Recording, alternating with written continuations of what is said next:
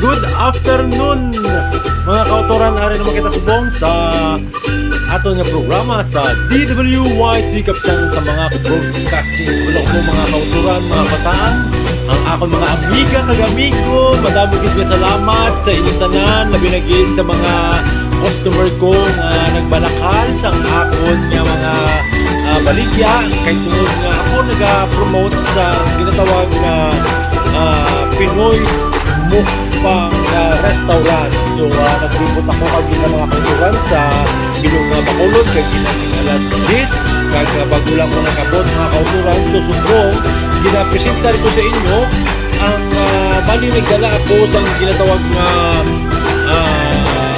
13 o 14 ka mga Pinoy mukbang may ginatawag na mainit-init pa nga may pansit kag sausage kag may arang nga mga kalamunding.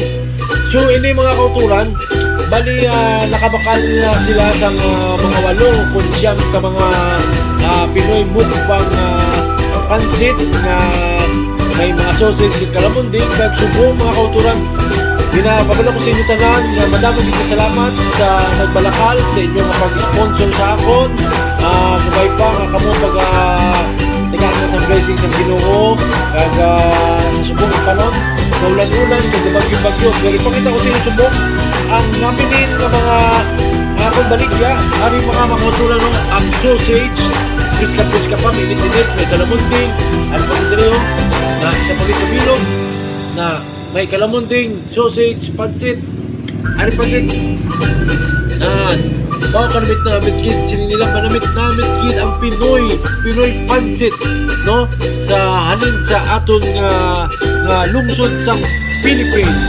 Muna mga kontolang ginapadayaw ginaton ang baligyan naton nga pansit nga may sausage kag kalamunding kabalokay muning minaluto ang ginatawag nga Pinoy mukbang, no? Madamo din mga Pilipino na nagadayaw sa pansit kay tungod ang muli ang kalabanan nga ginaluto-luto sa mga Pilipino labi na sa ibang lugar sa Europe, Spain, Germany, England, America, California, San Francisco. Ng mga Pilipino dito, shout out sa inyo sa mga Pilipino. Mabuhay kayong lahat at sana po'y makapagpatuloy tayo sa paghahanap buhay. Ipinopromote ko ang Pinoy Mukbang Restaurant. So maraming salamat po mga kababayan na mga bumili ng ating pansit. Pakikita po sa inyo kung magkano po ang ating na-income. Ito po mga kababayan, ang na-income ko na siguro may mga 800 pesos lang po ito. Yan. Excuse me po. Kahit po. Ito po ang daming mga piso yan. Ito 100. So ito po puro 50. Ito po ay mga 50, mga 20. Ito po ang ating presidente si Manuel L. Quezon. At ito po ang kinita po natin sa loob ng 4 na oras. No, maraming salamat po. Alam niyo po mga kababayan, mga kauturan, no, sa ang hanap buhay pala hindi pala masyadong madali lang, kailangan isang kahit isang pa, no, ang ating paghahanap buhay. So kailangan meron po tayong mga panalangin, pasensya, pagtimpi, no, doon na meron tayong nararamdaman kaya ng pagod o tuhaw o pagod dyan. So, kailangan konting tiis lang, konting take a rest and relax na po tayo. So, ang aking pag-promote ito, sasabihin ko nga, "Hoy, good morning! Magandang umaga po. Ako po yung isang entrepreneur ng Pinoy Mukbang Restaurant. Ako po nandito po para i-promote ang aking mga tinitinda kagaya ng pansit at saka may kalamansi pa po at may sausage. Ito po sila. Yan, kilalanin po natin itong ating mga tinitinda at pinagbibili na mga pansit at saka mukbang. Oh, di ba mga charing? Hindi kakain-kain tayo dito. Paparty-party tayo dito. Siyempre, mga kabataan, no? Diba? Ano bang gusto nyo maikainin pagka kayo nag-birthday, diba? So, alam ko may mga spaghetti kayo, at saka food salad na, diba? Fried chicken, at saka kaya may mga pansit, balusya, nasuman, hot cake, mga tasty, at saka mga soft drinks, o diba? So, kailangan, pagka napromote natin to, pero tayo mga restaurant, iniimbita ko ang lahat ng mga kababayan natin dyan. Malay mo, baka tayo ng restaurant sa California. O, di ba? Meron tayong Pinoy Mukbang Group Buffet. No? Bakit? Tawag ko nun. O kaya, unlimited na arroz kalduhan. No? At saka may lagyan natin na kaya ng konting resort, may mga swimming pool, no? Kagaya sa mga bata. So ito po mga kababayan at mga bataan, no? Wow! Ang sarap yan! Naku! Ay! Tawa naman nga dyan, tawa! Palakpakan! Yahoo! Ito, paano kaya magluto ng pansit?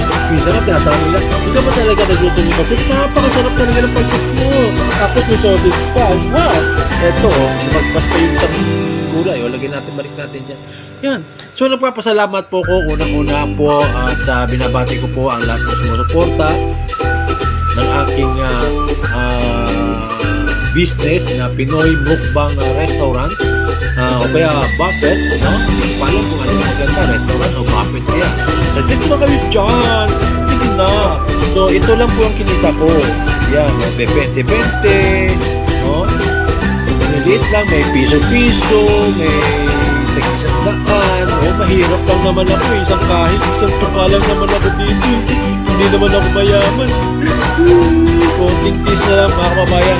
Pag nakapag-ito tayo, mamamasyal tayo sa Disneyland. Pupunta tayo ng Hollywood, pupunta tayo ng Raging Water, SeaWorld, Big Bear, at saka pupunta tayo sa California, sa New York, sa throughout. So, malay mo, pagka yumaman tayo, makabili tayo ng aeroplano o kaya jet plane, no? Malay mo, bili tayo, punta tayo ng Europe, Spain, Germany, England, no? Hindi na sa Galaxy Milky kasi sosobra na yan. Baka lumagpas na tayo sa universe natin. Pero pangarap lang po ito. Hindi naman siguro masamang pangarap. Para at least may enlighten tayo, may enlighten natin yung mga customer natin, yung mga viewers natin, na nakakapagpanood sila. Mga pangarap lang natin ito. So, mga kababayan, supportaran niyo po ko. Maraming salamat po sa financial na ibinigay niyo po sa akin. Ito po yung kapital natin at magluluto ulit tayo ng mga pansit at saka kanin, may itlog at spaghetti, may itlog, may sausage, may spaghetti. Marami tayong lulutuin. So, maraming salamat po mga kababayan at kautulan.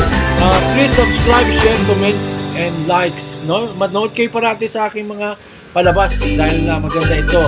Ito po ay true to life story po ng kwento ni Dexter GDL na isa siyang entrepreneur o isa siyang missionary na nangarap masenso sa buhay niya, no? Kasi ang una niyang trabaho ng dati, nagtitinda lang naman siya ng suman, nagtitinda siya sentimos, nagtitinda siya ng fishball, tapos nagtitinda ng pabunot, nagtitinda ng mga tanso, mga strapper. Tapos by the time nung nag-college siya ay isang working student, si Dexter GDL, isang working student sa Pilipinas, sa tinatawag na Central Philippine Adventist College. So nangarap po siya na magtrabaho at the same time kayo po ang aking tinatawag na supporter or sponsor sa aking mga palabas. So sana po ako po magbibigay ng maraming prank na mga palabas, no? Kagaya ng paluwagan o kaya nagbibigay ako ng pera o kaya ay nagbibigay ako ng mga bahay, mga building, papatayo o kaya nagbibigay ako ng sasakyan o kaya nagbibigay ako ng mga motor o mga pagkain dyan. Para naman na pag masenso na tayo, baka malay mo makapagbigay tayo sa totoong buhay, di ba? At least moral lesson dyan we have to be kind, we have to receive the Holy Spirit with love, joy, peace, long-suffering, kindness, and truth. So maraming salamat po mga kababayan at tayo po'y sana'y maging maligaya at maging masaya lang po kayo parati, and kumain po kayo ng mahusay pagkain at maging ehemplo tayo ng Panginoon sa ating mga kababayan. Maraming salamat po. I love you all, and I'll see you on the next vlog. Yoo-hoo!